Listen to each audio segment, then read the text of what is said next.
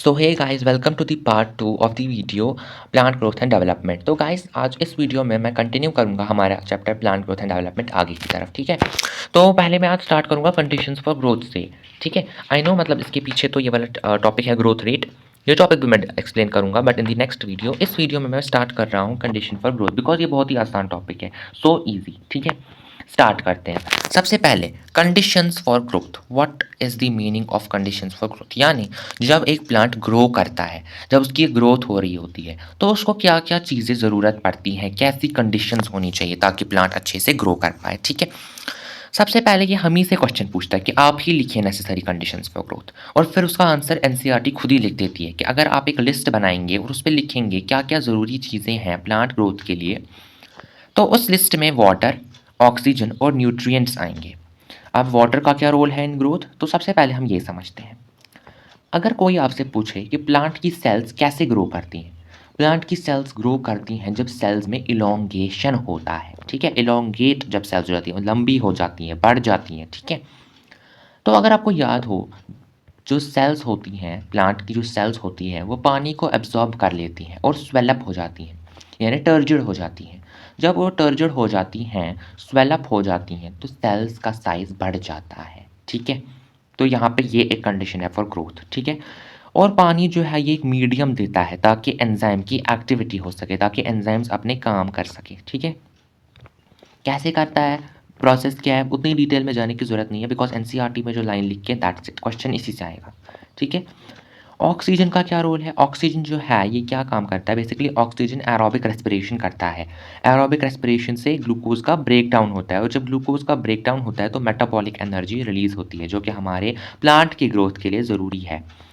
बात की जाए न्यूट्रिएंट्स की, तो मैक्रो और माइक्रो न्यूट्रिएंट्स, दोनों न्यूट्रिएंट्स जो होते हैं प्लांट के लिए ज़रूरी हैं ताकि प्लांट अपना प्रोटोप्लाज्म बढ़ा सके, और साथ ही साथ में ये एनर्जी की तरह भी काम करते हैं, माइक्रो और मैक्रो न्यूट्रिएंट्स। ठीक है, फिर यहाँ पे बोला गया है कि इन एडिशन साथ ही प्लांट ऑर्गेनिज्म, हर प्लांट जो होता है उसकी एक ऑप्टिमम, एक ज़रूरी प्लांट मतलब प्लांट के लिए एक टेम्परेचर नेसेसरी है कि वो इतने ही टेम्परेचर में ग्रो कर सकता है। ठीक है, अगर उस टेम्परेचर से ऊपर या नीचे हो गया टेम्परेचर तो प्लांट के सर्वाइवल मुश्किल हो जाएंगे। फॉर एग्जांपल अगर मैं जनरल डेटा बोलूँ तो 25 से 30 degree temperature is the optimum temperature for the growth of plant. ठीक है, अगर टेम्परेचर 25 से 30 इस रेंज के बाहर चला गया या इस रेंज से बहुत कम हो गया तो इस वजह से प्लांट की जो सर्वाइवल है वो मुश्किल हो जाएगी।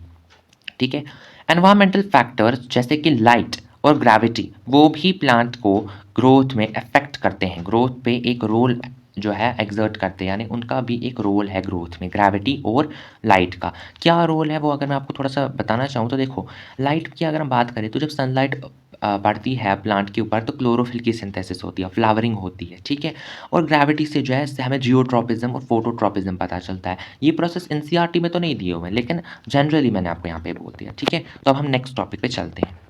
सो हमारा नेक्स्ट टॉपिक है डिफरेंशिएशन, डी डिफरेंशिएशन एंड रीडिफरेंशिएशन। ठीक है, ये टॉपिक एनाटॉमी में भी पढ़ाया जाता है बट स्टिल यहाँ पे भी है तो मैं यहाँ पे भी बता देता हूँ। ठीक है, these cells derived from root apical and shoot apical meristem and cambium differentiate and mature to perform specific functions. This act leading to maturation is termed as differentiation. इसका मतलब ये है कि जो सेल्स रूट एपिकल और shoot apical meristem से निकलती है, यानी मेरिस्टमैटिक सेल्स, और कैम्बियम में भी मेरिस्टमैटिक सेल्स ही प्रेजेंट होती हैं, वो डिवाइड करती है, डिफरेंशिएट करती है और मच्योर, बड़ी हो जाती है, मच्योर हो जाती है ताकि वो स्पेसिफिक फंक्शंस परफॉर्म कर सके। इसी एक्ट को हम कहते हैं डिफरेंशिएशन।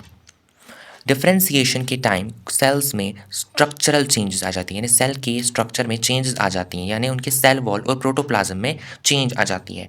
यहाँ ट्रैकेड की और वेजल्स की एग्जांपल देके, यानी ट्रैकेड एलिमेंट की एग्जांपल देके बताया गया है कि जब ट्रैकेड्स और वेजल्स बनती हैं तो सेल्स अपना प्रोटोप्लाज्म लूज कर देती हैं, और उनके अंदर जो सेल वॉल होता है वो बहुत ही ज़्यादा स्ट्रॉन्ग और इलास्टिक होता है, और वो लिग्निन और सेल्यूलोज का बना हुआ होता है। तो लिग्नोसेल्यूलोजिक और सेकेंडरी सेल वॉल की बात हो रही है, तो उनके अंदर जो सेल वॉल का सेकेंडरी सेल वॉल होता है ना, वो स्ट्रॉन्ग इलास्टिक हो जाता है और लिग्निन और सेल्यूलोज से मिलके बना हुआ होता है। ठीक है, ये क्या करता है, ये पानी के साथ जुड़ जाता है, एडहीशन इसको कहते हैं, मतलब डिफरेंट चीज़ों का जुड़ना, इसको बोलते हैं एडहीशन, और उसकी वजह से ही ये पानी को लॉन्ग डिस्टेंसेस, दूर दूर तक कैरी कर पाता है विद अंडर एक्सट्रीम टेंशन। ठीक है, डिफरेंशिएशन का एक और मतलब भी है यहाँ पे। डिफरेंशिएशन का मतलब होता है जब मेरिस्टेमेटिक सेल्स जो कि डिवाइडिंग सेल्स हैं, अगर वो डिवाइड करने की कैपेसिटी खो दें तो हम उनको परमानेंट टिश्यू बना लेंगी। इसी प्रोसेस को डिफ्रेंसिएशन कहते हैं, ठीक है। तो दूसरी चीज़ हमारे पास आ जाती है रीडिफ्रेंसिएशन। रीडिफ्रेंसिएशन की अगर हम बात करें तो प्लांट्स एक इंटरेस्टिंग फिनोमेनन यहाँ पे लिखा हुआ दिखाती हैं। द लिविंग डिफ्रेंशिएटेड सेल्स, यानी जो परमानेंट टिश्यू बनी हुई थी जिनने अभी तक डिवाइड करने की कैपेसिटी खो दी थी, अब वो फिर से डिवाइड करने की कैपेसिटी हासिल कर लेती हैं, यानी वो सर्टेन कंडीशंस में डिवाइड करना शुरू कर देती हैं। इस प्रोसेस को कहते हैं dedifferentiation. For example interfascicular cambium और कॉर्क कैम्बियम जो है, इनका बनना, इनका formation from parenchyma cells is an example. कैसे होता है वो एनाटॉमी में पढ़ाया जाता है, ठीक है। नेक्स्ट आ जाता है रीडिफ्रेंसिएशन। रीडिफ्रेंसिएशन का सिंपल मतलब ये है, जो अभी परमानेंट टिश्यू बने हुए थे, ठीक है, जिन्होंने अभी डिवाइड करना शुरू करा था, उनने फिर से डिवाइड करने की कैपेसिटी लूज़ कर दी, तो इसको हम कहेंगे रीडिफ्रेंसिएशन। रीडिफ्रेंसिएशन की एक बहुत ही इंपॉर्टेंट एग्जाम्पल है, जैसे कि आपने टिश्यू कल्चर पढ़ा होगा, ठीक है। टिश्यू कल्चर में हम लीफ डालते हैं, लीफ का एक पार्ट फॉर एग्जांपल अगर हम डाल देते हैं टिश्यू कल्चर में, तो वहाँ पे वो लीफ का part after some time regain कर लेता है कैपेसिटी ऑफ डिवीजन, क्योंकि लीफ में पीसोफिल सेल्स होती हैं जो कि पेरेन्काइमा की बनी हुई हैं, परमानेंट टिश्यू, वो फिर से कैपेसिटी टू डिवाइड रीगेन कर लेता है और बना देता है कैलस, ठीक है। कैलस होता है अनडिफरेंशिएटेड मास ऑफ सेल्स। तो कैलस की फॉर्मेशन के लिए कौन रिस्पॉन्सिबल है? D differentiation. ये नीट में भी आया हुआ एक सवाल है।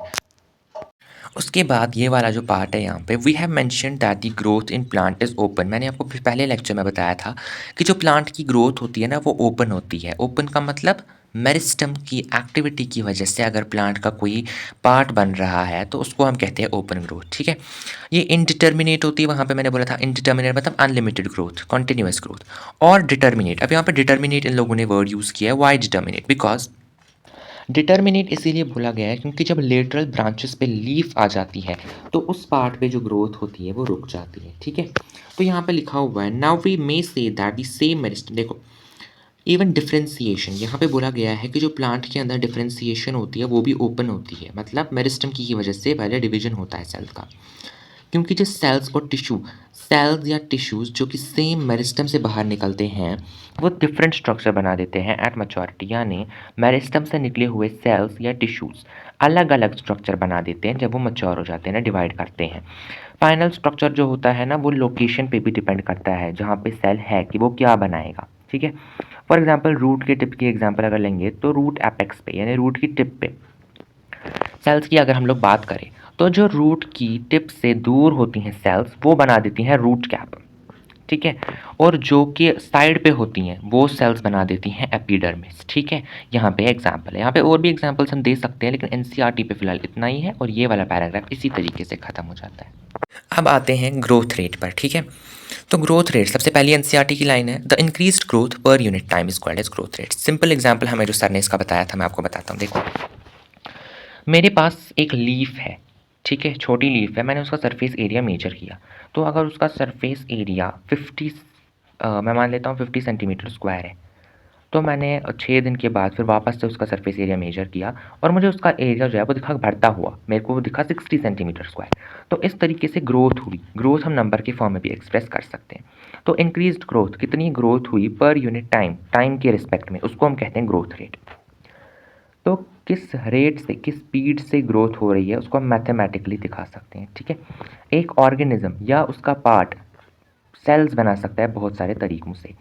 फॉर एग्जांपल यहाँ पे हमने अभी एग्जांपल लिया था ऑर्गेनिज्म प्लांट, और प्लांट का पार्ट लीफ किस तरीके से डिवाइड करता है, ठीक है।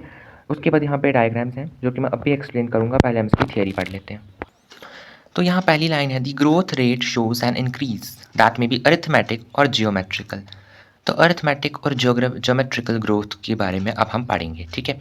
पहले अरिथमेटिक ग्रोथ की बात कर लेते हैं। तो उससे पहले अरिथमेटिक ग्रोथ की बात करते हैं तो हमें आना पड़ेगा इस वाले डायग्राम पे, ठीक है। तो इस डायग्राम को थोड़ा समझेंगे अगर, arithmetic growth and geometric growth. Arithmetic growth में क्या होता है ना, एक सेल मैच्योर हो जाती है और वो फिर डिवाइड नहीं करती है, ठीक है। फॉर एग्जाम्पल यहाँ मैंने जो सेल्स दिखाई हुई हैं, एक सेल डिवाइड करती है फिर वो 1 और 2 सेल बना देती है। फिर जो पहली वाली सेल है जिसका नाम 1 है वो डिवाइड नहीं करती है, जो लेकिन जो 2 है वो डिवाइड करके 2 सेल बनाती है, ठीक है। तो एक ही सेल डिवाइड करती है, ठीक है, यही बात है अरिथमेटिक की। तो अगर आप यहाँ पे ध्यान से चेक करेंगे, in arithmetic growth following meiotic division, meiosis जब माइटोसिस होती है उसके डिवीजन के बाद सिर्फ एक ही डॉटर सेल डिवाइड करती है, वाइल जो दूसरी वाली होती है वो कैपेसिटी टू डिवाइड लूज़ कर देती है, यानी वो डिवाइड नहीं कर पाती और मैच्योर हो जाती है। इसका सिंपलेस्ट एक्सप्रेशन अगर आप देखेंगे ना तो हम बोल सकते हैं कि रूट जो है वो बढ़ रहा है एट अ कांस्टेंट रेट। यहाँ एक फिगर दिया हुआ है जहाँ एक स्ट्रेट लाइन ग्राफ हमें मिल रहा है अगर हम ये प्लॉट करते हैं तो, ठीक है, लीनियर कर्व हमें मिलती है। फिर यहाँ पे एक फॉर्मूला दिया हुआ है जिससे आप पढ़ सकते हैं यहाँ पे, ठीक है। फिर हमारे पास आ जाती है ज्योमेट्रिकल ग्रोथ। ज्योमेट्रिकल ग्रोथ की बात करूँ मैं अगर, तो ये ज्योमेट्रिकल ग्रोथ है। यहाँ पे फास्ट ग्रोथ होती है, हर एक सेल डिवाइड करती है। पहले एक सेल थी, उसने दो बना दी, दो ने मिलके चार, चार ने मिलके आठ, सिंपल। तो यहाँ बताया गया है in most systems the initial growth is slow, जिसको हम लोग लैग फेज कहते हैं। फॉर एग्जाम्पल मेरे पास यहाँ पे आप एग्जाम्पल चेक कीजिए, ये एक बैक्टीरिया है। इस प्लेट में यहाँ पे आप देख सकते हैं ये प्लेट है, इसके अंदर बैक्टीरिया मैंने एक रखा है, ठीक है, एक बैक्टीरिया है और यहाँ पे न्यूट्रिएंट्स हैं, ठीक है। उस एक बैक्टीरिया ने न्यूट्रिएंट कंज्यूम किया और दो बैक्टीरिया बना लिए, दो बैक्टीरिया ने डिवाइड करके चार, चार ने आठ, आठ ने 16, ठीक है। तो जो यहाँ पे पहले अगर आप देखेंगे, पहले एक से दो बनी, फिर दो से चार, फिर चार से आठ, फिर आठ से 16, तो 4, 8 और 16 बहुत ही ज़्यादा तेज़ी से ग्रो हुआ, वेयर 1 से 2 टाइम लगा। तो इस टाइम वाले फेज़ को, स्लो ग्रोथ के फेज़ को हम बोलेंगे लैग फेज़, क्लियर। और जो इसके बाद वाला फेज़ है जहाँ थोड़ी ग्रोथ फास्ट होगी, इसको हम बोलेंगे लॉग या एक्सपोनेंशियल फेज़, क्लियर। इसके बाद अब जब इतने सारे बैक्टीरिया बन गए तो न्यूट्रिएंट्स भी तो कम हो जाएंगे, और अगर न्यूट्रिएंट्स कम हो जाएंगे तो ग्रोथ में थोड़ी सी डिक्रीज होना शुरू हो जाएगा, ठीक है। इसीलिए इस फेज़ को हम बोलेंगे स्टेशनरी फेज़। अब इसी चीज़ को यहाँ पे टेक्स्ट के फॉर्म में लिखा हुआ है, ठीक है। In most of the systems the initial growth slow होती है, जिसको लैग फेज कहते हैं, फिर इंक्रीज हो जाती है रैपिडली, तेज़ी से, जिसको हम एक्सपोनेंशियल या लॉग फेज कहते हैं। उसके बाद जो प्रोजेनी, जो डिविजन सेल्स होती है ना, उनमें माइटोसिस हो जाता है। जिन सेल्स में माइटोसिस हुआ हुआ होता है, ठीक है, वो अपनी डिवाइड करने की कैपेसिटी को कंटिन्यू करते हैं, यानी उनमें डिवाइड होता रहता है। जब तक वो डिवाइड करते हैं न्यूट्रिएंट्स कम हो जाते हैं, और फिर स्टेशनरी फेज आता है जब ग्रोथ थोड़ी स्लो हो जाती है। अगर हम एक इस चीज़ का एक ग्राफ बनाएंगे, यहाँ पे आप देख सकते हो एनसीईआरटी पे, तो हमें एक एस शेप्ड सिग्मोइड कर्व मिलेगी, ठीक है, जो आप यहाँ पे देख सकते हैं, पहले lag phase, exponential phase and then stationary phase, clear है। ये सेम होता है सेल्स, टिश्यूज और ऑर्गन्स के लिए।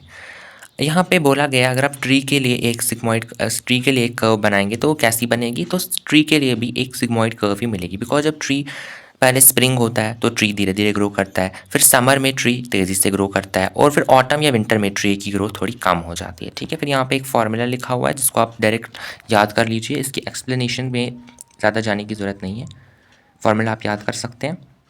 फिर यहाँ पे दिखाया हुआ है जायगोट का डिवीजन कैसे होता है एम्ब्रियो के फॉर्म में। तो पहले जायगोट में 2 सेल है, फिर वो 4 बन जाती हैं, और फिर 8, जो 4 से 8 बनने का फेज़ है ज्योमेट्रिक फेज़ है, और उसके बाद अरिथमेटिक फेज़ आ जाता है जब इसकी ग्रोथ थोड़ी सी स्लो डाउन हो जाती है, ठीक है।